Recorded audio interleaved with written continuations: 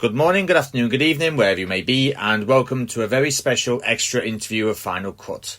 Today, I have a singer and songwriter who has a song chosen to be sung by a certain Miss Bebe Rexha. So, ladies and gentlemen, allow me to introduce to you the winner of Songland in America, Greg Scott.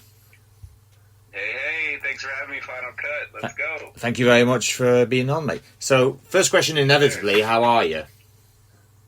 I'm doing good. You know, the quarantine is still happening over here in the U.S., and it's been interesting, but, you know, trying to stay positive, and I got 2 kids, you know, doing the virtual learning, and, you know, first in kindergarten, it's crazy. But, you know, it's life, you know, life gives you stuff that challenges you, but it's all good. Mm-hmm. So what made you want to be a singer-songwriter? Well, I grew up, my dad is a singer, and I watched him in his band since I was born, and basically was crawling around the rehearsal spaces with him and just, you know, listening to music and just really feeling, you know, his music. And as soon as I could talk and walk, he threw me in his band, and I started covering all my favorite singers, you know, back to like the Temptations and Ooh. Michael Jackson and, you know, Peebo Bryson at one point. It was the 80s, so, you know, those artists were big. But yeah, just really inspired by my dad. That's really what sparked it. Inspiration, then? Yeah, definitely. Now, for everyone who's not in America and doesn't know where exactly you're from, you've appeared on an NBC show called Songland. So, for everyone who isn't aware, can you just let them know what it's briefly about? Yeah, it's basically 4 songwriters that are put in front of a panelist, and that's Ryan Tedder, Shane McAnally, and Esther Dean, some of the most big songwriters in the world. I mean, those guys, almost every song you hear, there's one of their name is attached to it. It's really crazy if you go and you dig. It's really wild. And then they choose every episode. There's a different pop star. So for mine, it was Bebe Rexha. Mm-hmm.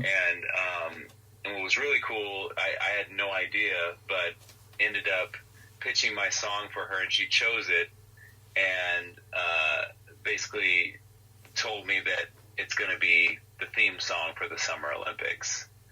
So that was mind blowing. So that's kind of not the norm of the show. It was kind of a special episode, you know, in that regard. Yeah. But yeah, so basically four songwriters battle for, you know, a chance to get a cut with a huge pop artist. Mm-hmm. That's kind of the, you know, the end all right there. Yeah. So it's just basically like another version of reality TV, only it's not done over a series, it's done over a single episode. So there's 4, so as I'm understanding this, there's 4 singer-songwriters coming, but only one can win. Yeah. I mean, that's definitely, you know, what they set out to do, but actually with my episode, and it's cool because to backtrack a little bit, each episode is a pop star or, you know, a big star in music that chooses one song, and then the next episode's a different set of songwriters, different star, but the same panelists. Mm-hmm. So it's kind of cool. Yeah. But with my episode, they actually ended up putting 2 songs together because Bebe really liked the verses of this other girl's song. Her name is Anna Graceman. And then she just couldn't like let go of my hook. It was just like it was the song. It was pretty amazing. Yeah, just so in case anyone's wondering about it, they probably aren't, but this idea was actually conceived by Dave Stewart of Eurythmics fame, wasn't it? The whole Songland idea. Yeah, and I got to meet him and hang out backstage with him, and he was a sweetheart, man. That guy, I mean, he's a legend. Now, you see, everyone in England knows who Dave Stewart is. Yeah. Well, the majority of them do. I'm not sure if anyone under the age of about 20 knows. Right, totally. No, I mean, he inspired so much music for people that are even making it today. Yeah. You know, incredible artist. I'm going to say, because obviously, judging wise, there's Esther Dean, who's appeared in Pitch Perfect for all the movie fans out there. She's wrote songs for Katy Perry and Rihanna. Shane McAnally has wrote songs for, oh God, who hasn't he wrote songs for? Was it Kelly Clarkson, Lady Antebellum, Luke Bryan, Keith Urban, Miranda Lambert? And obviously there's Ryan Tedder, who really needs no introduction. The guest judges have ranged from, obviously, you had Bebe Rexha, there's been John Legend, Jonas Brothers, will.i.am, Meghan Trainor, Leona Lewis, One Republic, Lady Antebellum and Usher. So pretty reasonable faces then. Yes, and to be a part of that royalty is just, it's life-changing. It really is. It's been amazing. All right, then. Did you actually have the perfect idea of who you wanted to be the guest judge on your episode? It was like, because everyone's always like, it's like, right, can I please have such and such? Can I please have such and such? So were you actually glad to have Bebe as your guest judge, or did you want someone else? It's funny, when they told me the lineup, and they kind of just tell you that this is who we're thinking to have on the show, and pitch a bunch of songs, and let us know what you think would fit the artist that we just listed off. And two of the artists I really thought my songs fit with was like Usher and Boyz II Men. So I was kind of like thrown back when they're like, your artist is gonna be Bebe Rexha, because I didn't picture that in my head at all. It was crazy, and that's what's so beautiful about music is you set out to write these songs, and whatever comes to you inspires you. It's like it can fit anyone. Now, obviously, your song "Miracle" has been chosen, like you said, for next year's Olympic Games, and Ryan Tedder has produced it. So, if Ryan Tedder produces something, does that mean it'll be an instant classic? I really do think so. And this song, between all the heads that came together and made it happen, it's such a powerful tune. I mean, I can't say it enough. It's chills, Yeah. Are you actually? Do you never tire of hearing the fact that you wrote a song that is actually going to be more famous and heard worldwide by more people than you ever imagined? Will I retire? Was that the question? Yeah, will you never tire of hearing the fact? I never tired. I can't, no. I can't get tired. I mean, this is the biggest opportunity for a songwriter. I mean, to be, like I said, like, to be part of even just Songland royalty, but to be part of the Olympics, like, that is worldwide. That's like, if the Olympics there hasn't been that many Olympics in our lifetime, you know what I mean? And to be a part of the celebration of all these competitors, it's insane. And just to be in the same breath as the Olympics, it's just like, whoa, it's so mind-blowing. No, it never gets old. It never gets old. Yeah. Now, obviously, you've already said you were born into music because your dad was a singer, and you basically lived your childhood in music. So, would you have gone into music regardless of whether you were born into music or not? Probably. I mean, I'm kind of made for it as far as my work ethic and the never giving up aspect of the business, because it is grueling. I mean, I'm not a spring chicken, and it's funny that people are like, oh my gosh, like overnight, you're killing it. You're famous over. It's like, no, that's like, 20-year overnight success. Yeah. It's with all the big no's and all the few yeses I've gotten, it's all led me to this point too. Everything's a stepping stone, and to just like try to mentally, wrap your head around that and be like, yeah, I'm uncertain I'll eat tonight or have, money for rent, but, the love for music is what keeps you going, Yeah, I do know. And, yeah, I was made this big, basically, I mean, it's a select few that can handle that, too, And I can't take all the credit, too. I met a beautiful woman that's my wife, yes. and she is, like, my cheerleader and my just a backbone when it comes to all this too, you know? Yeah. And we've been together for, 14 years or wow. so. Before that, I mean, I was kind of lost a little bit, and it took a while, just to get. You need a support system because it takes a village. It sounds cliche, but it's so true. Oh yes, a bit of knowledge that I've come into that the ladies and gentlemen might not know about. You were actually mentored by Roberta Flack, who sang the original "Killing Me Softly" that the Fugees covered in '96, and she actually compared you to Grammy Award winner, the late great Donny Hathaway. Is that something? Is something like that more of a hindrance or a help to you?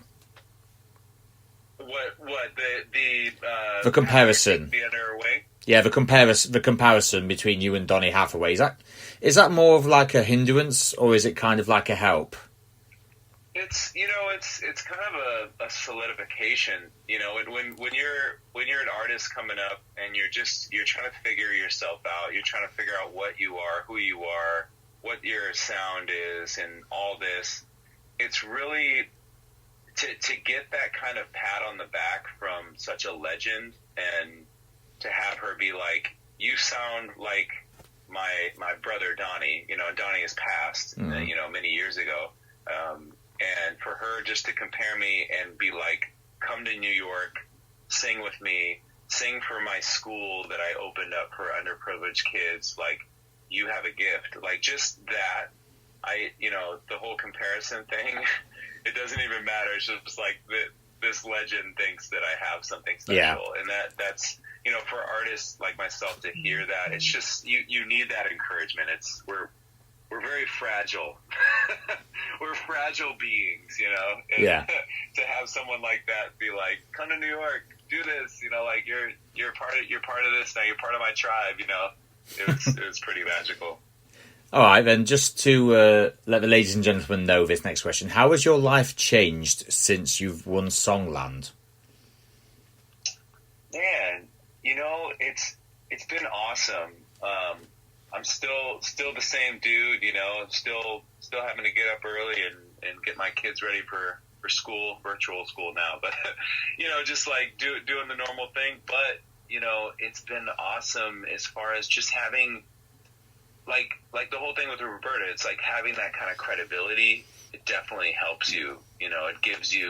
It gives you an extra edge into the room, as a writer and as an artist and as someone that's trying to come up in the business. Mm-hmm. Just to have that under my belt has been helping me propel, getting new meetings, getting opportunities. I have a publishing deal I'm about to sign right now. Like, I wouldn't have had that, you know what I mean?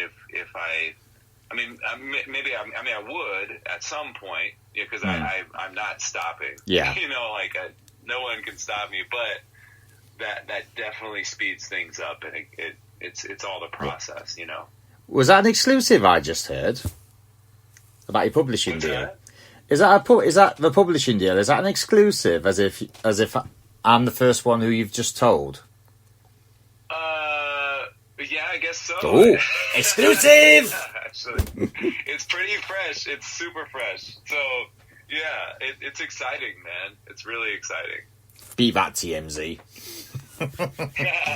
And yeah, and I'm assuming you're still working with Mr. Ryan Tedder. Yeah, I've been talking with his.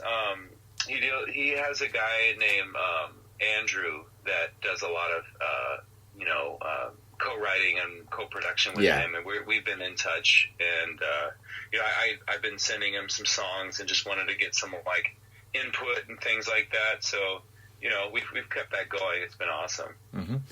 So, your songs have actually been heard in TV. Didn't you have one of your songs in the Netflix series You? Yeah. It's a song called "Pretty Good," and it's out everywhere. And it was featured in one of the episodes.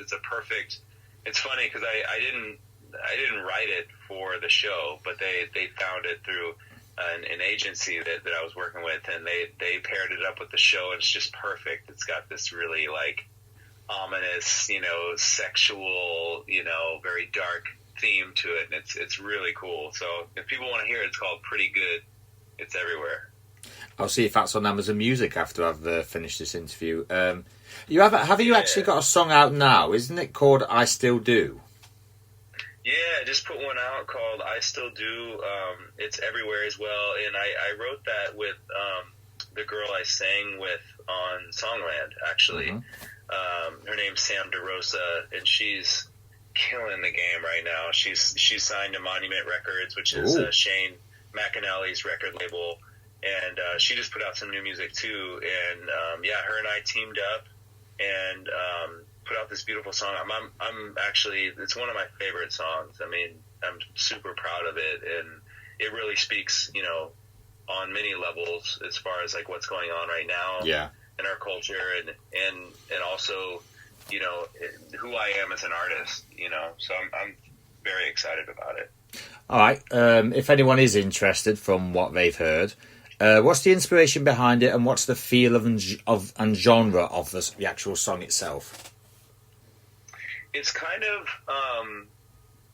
a feel. It's like a John Legend / Sam Smith vibe. Yeah, so it's got some soul in it. It's got some pop in it. I kind of label myself as as a pop soul artist. And it's really about the song is about perseverance and not giving up, and the song is wrapped up in a relationship type of theme, but it really relates to anything in life. And that's what I try to do with my music. And it kind of happens naturally, but I just talk about, struggles I go through and things that I go through on the daily. And I try to, help people that are going through the same things and, stuff like that. So that's always been my focus. And this one kind of wraps it all up. So. Oh, we have a special guest, ladies and gentlemen.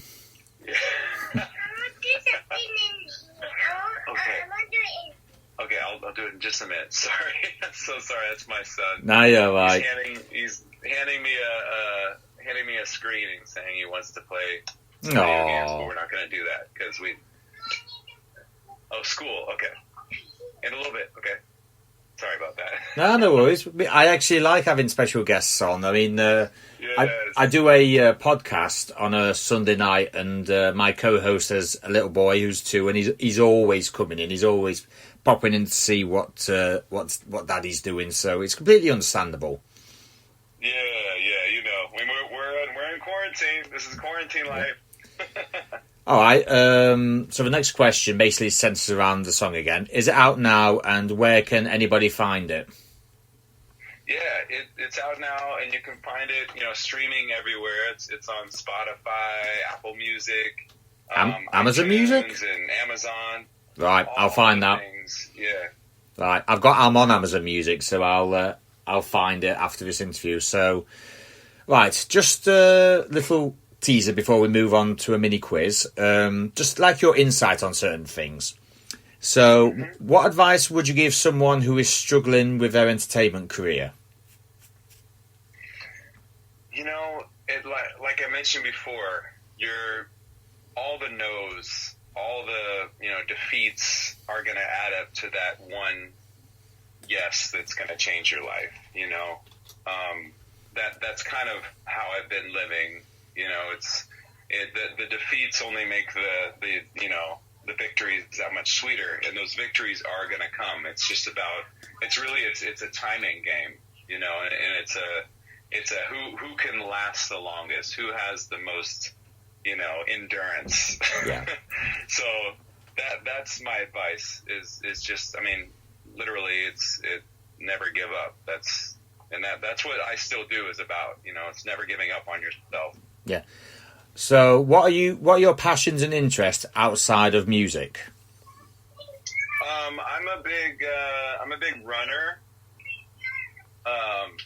I love running, and I love spending time with my family. I don't know, just fitness, eating right, because this whole thing, on the not giving up and the perseverance and the endurance, I live that every day. And, if that's not with what I'm eating, or if I'm running, or, stuff like that. So, yeah. Fair enough, then. What would you say are your career highlights thus far? I'd start with the Roberta Flack thing. Yeah. Definitely was something that changed me. And I did American Idol too. You know, oh, you've done American Idol, have you? So you're a veteran. Yeah, a little bit. Back in the early 2000s, I won this thing, the Northern California Idol, and then they sent me down to Hollywood. And, yeah, I did the whole thing, and you know, the TV show, that TV show just it wasn't right for me, and that's another thing that kind of ties into not giving up, because I did The Voice as well, and you know, those shows just didn't really pan out. Yeah. And at the time, it felt like, oh my God, my career's over. Like, you know, they didn't like me, or it didn't work. But like that timing, it just wouldn't have worked anyways. It just, looking back at it, it just, the show wouldn't be right. I mean, this show, Songland, it's just, you know, looking into the future, it's something that is just perfect for me as an artist, and to, you know, nobody wants to wait, because I wasn't waiting. You know, I was still taking opportunities. Never say no to anything. But, you know, it's all about that timing of that show. Yeah. And it was magical. All right, then. Have you got anything coming out in the next few months? Any more songs, or is there an album on its way, perhaps? Yeah, album on its way. Ooh. So the Olympics is July 23rd next year, 2021, and my plan is to release an album right when the Olympics is out. So, because Bebe Rexha is going to release a song, and that song's going to be blowing up the airwaves, and so I'm planning on putting out a full-length album at that time. Maximum exposure, best way to do it. Yeah. So, if people would find you on social media, how would they go about it? Yeah, the best platforms, I would say, is Instagram is number one. If you go to Instagram, Greg Scott Music, that's me there, and Facebook as well, same thing. But yeah, Instagram is definitely my most updated and kind of more regulated, you know, most engaging platform. So, yeah. Yeah. Right, so I prefer to do a mini quiz if I can, and today I actually can because there's plenty of time. So it's a series of competitions. It's mainly to test the singer's voice and knowledge, get to know the person, introduce him or her for those who don't know really who they are. So, first challenge. So we, as in me and you, are planning our own separate big concerts. It's kind of like iHeartRadio, you know, the Christmas concerts they have. Okay, yeah. It's kind of like that. So once you pick the person, the other person can't pick them. You're headlining, but I get to choose my headliner because obviously I'm tone deaf as anything. Okay. So my choice, and I will actually change, just so everyone who actually knows this, I will actually change things around every time. So I think my choice is actually quite poetic since you're on the phone. So my headliner will be Bebe Rexha. All right. Make it a very interesting one. So now obviously I've picked her. You can't pick her, obviously. So you've got 9 choices left. We'll do it one at a time. So you go first, and I'll go first. So what you got? So wait. I'm sorry. I'm confused already. Yeah. Yeah, it's all right. So I'm picking artists that are on the show with us. Right, he's there. Right, so your first act is Pharrell Williams. Oh, how am I going to match up to Pharrell Williams? Actually, you can take your Pharrell Williams, and I raise you an Ed Sheeran. Ooh, all right. I'll take your Ed Sheeran, and I mentioned earlier Sam Smith. Your Sam Smith. I will take your Sam Smith and take the hottest female singer that there is at this moment, and that is a dear Miss T Swift. Ooh.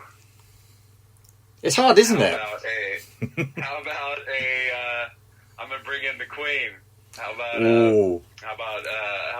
Beyonce? Oh, that is hard. Right, how can I match Beyonce?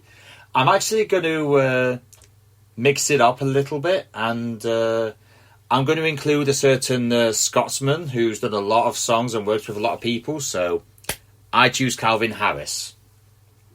Oh, all right. Well, how about in that Let's go. Let's go Diplo. Ooh.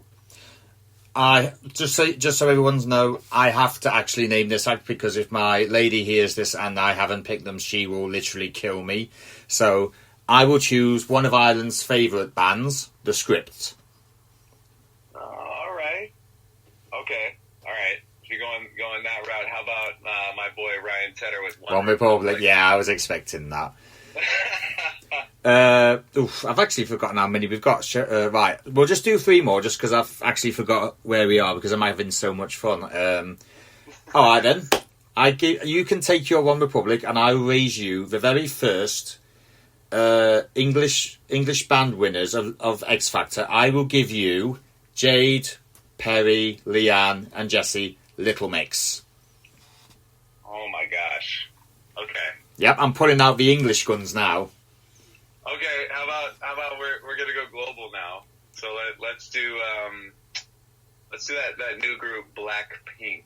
Ah, I've heard about them. Korea. I've heard about them. Korea. Right, I've got 2 more choices. You've got 1 more. So, okay. Who do I have with my 2 choices? Oh yes, the lady who recently became a mum for the first time. So congratulations to her. I nominate Katy Perry.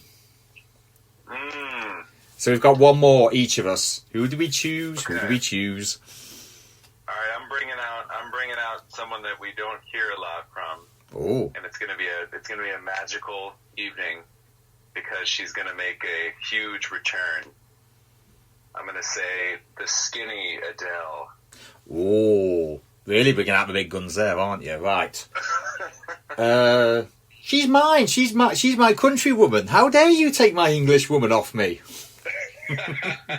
Right, so I need... I've got one for you. I'm not a big fan of this lady's music. Not that it's her fault. It's just I'm a bit picky with my my music taste, but I know how good she is, so I will choose the heartbreaker herself, Mariah Carey. Okay, all right. Yep, you did it. Yeah, it's Mariah Carey that did it, isn't it? I love it. Yeah. Right, so this next section is, well, think of it as like a competition between every singer I interview and, in this case, for those who don't really know your voice as well as, say, everyone in America does. You've obviously sang and impressed Bebe Rexha, so you definitely qualify, so are you up for it? I'm up for it. Mm-hmm.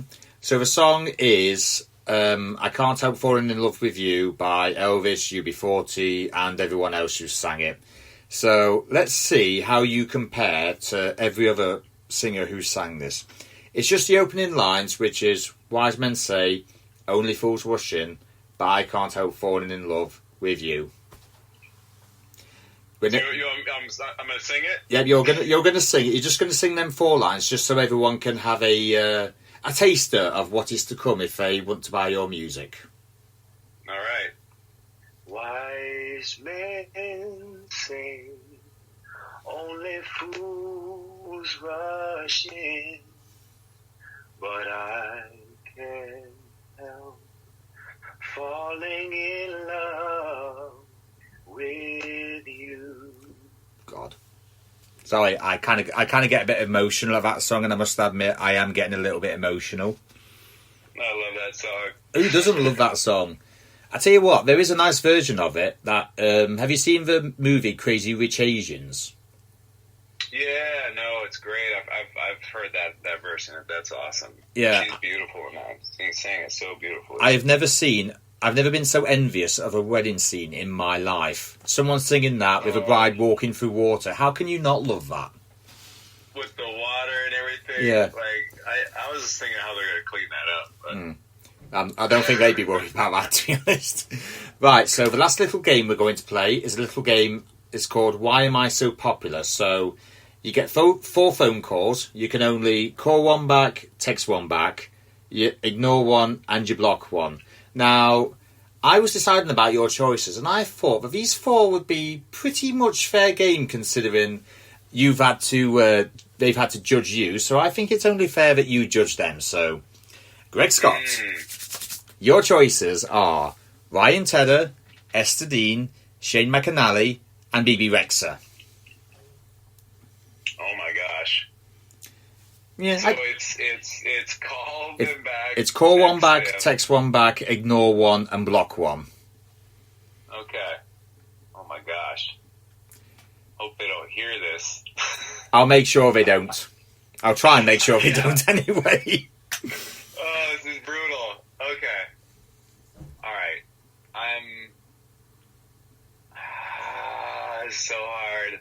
Okay, I'm texting Bebe Rexha back because she's younger and that's how she communicates. Mm-hmm. Who I ignore? Oh man. I think it's a choice between two because you're not going to ignore Ryan Tedder, are you? Let's be honest. I know. How about I ignore Shane? Then. Because I can call him back because I know Sam and we know each other. Yeah. So it's cool. I had a rough day, you know. Yeah. So you've got call one back and block one, and you've got Ryan and Esther left. But I think everybody listening knows where this is going to go. Man, how about this? I might be trying to get out of it, but how about I call Esther back because